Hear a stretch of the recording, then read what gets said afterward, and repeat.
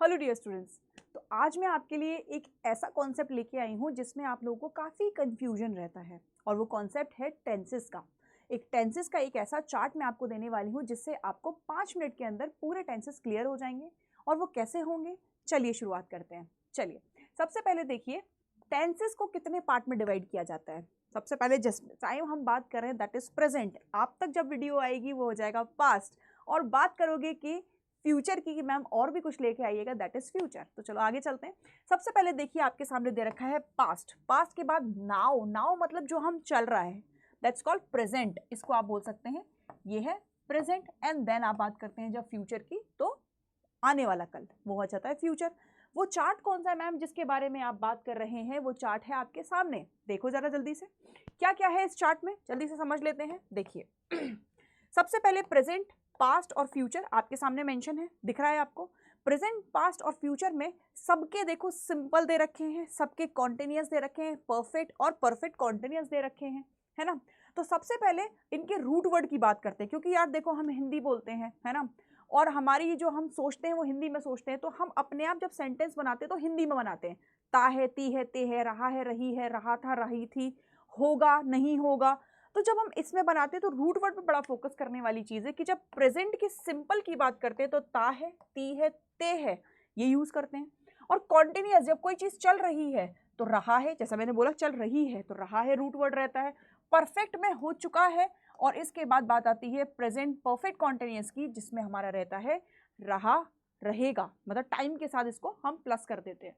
इसके बाद पास्ट में ता था, ती थी, रहा था, कॉन्टिन्यूअस में, परफेक्ट में चुका था, और परफेक्ट कॉन्टिन्यूअस में हो जाता है से रहा था विद टाइम, ऐसा। फ्यूचर में गा, गी, गे, और कॉन्टिन्यूअस में रहा होगा, परफेक्ट में चुका होगा, और इसके बाद परफेक्शन लाइक आपका परफेक्ट कॉन्टिन्यूअस से रहा होगा प्लस टाइम यूज कर देते हैं, जैसे सिंस और फॉर लगा देते हैं, समझ रहे हो। बिल्कुल वैसे ही आप आगे देखिए प्रेजेंट में अगर हम देखें सिंपल में तो डू और डज का यूज होता है। ये हमारी क्या है, हेल्पिंग वर्ब है। Helping verb ma'am main verb कौन सी रहती है?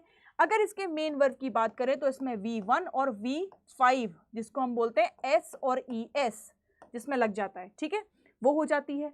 फिर अगर हम बात करते हैं सिंपल के मतलब प्रेजेंट के ही कॉन्टिन्यूअस में, तो इसमें हेल्पिंग वर्ब इज आर और एम लग जाती है, और वर्ब की फोर्थ फॉर्म मतलब ING फॉर्म लग जाती है साथ में।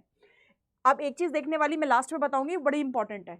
परफेक्ट की जब बात करते हैं तो चुका है, और इसमें हेल्पिंग वर्ब आ जाती है हैज और हैव, और वर्ब की थर्ड फॉर्म। परफेक्ट कॉन्टिन्यूअस में से रहा है प्लस टाइम लग जाता है, जैसे सिंस और फॉर, और इसमें आप लगा देते हैं वर्ब की फोर्थ फॉर्म। क्या है वर्ब की फोर्थ फॉर्म? ING form. एक चीज आपने नोटिस की होगी कि जहां आपने कॉन्टिन्यूअस वर्ड देखा वहां आपने वर्ब की फोर्थ फॉर्म लगा दी। बिल्कुल देखो, यहां कॉन्टिन्यूअस था, वर्ब की फोर्थ फॉर्म, यहां कॉन्टिन्यूअस है, वर्ब की फोर्थ फॉर्म, और जो परफेक्ट वाला पार्ट होगा आपका जो सिर्फ परफेक्ट है उसमें वर्ब की थर्ड फॉर्म।